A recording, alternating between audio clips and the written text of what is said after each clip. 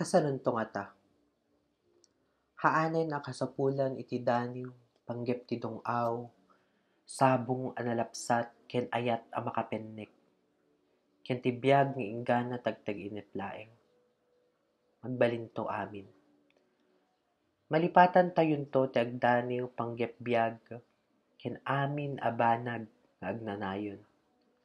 No kasano a sumipat, dagiti payak ti kulibangbang, taadaan tayon to ti wayawaya. Nga agbiag as iisem. Maaramid ti kayat, ken maayat ti siya sino man. Ket nabasaen dagiti napalabas a dandaniw, ket maamiris tayo a nagbaligin iti kagimungan.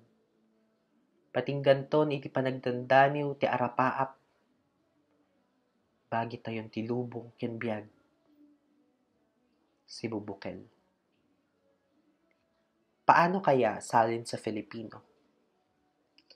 Hindi na kailangan pa ng mga tulang tungkol sa pag-iyak, mga bulaklak na bumubukadkad, pagmamahal na nasasapat o buhay na hanggang panaginip lamang.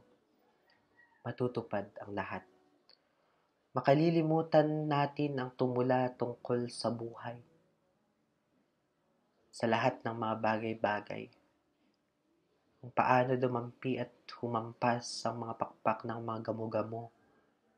Dahil pati tayo ay lumilipad na.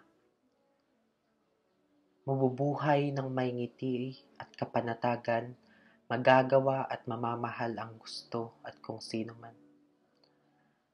At kung babasahin ng mga naunang tula at mahihinuha natin na matagumpay na tayo.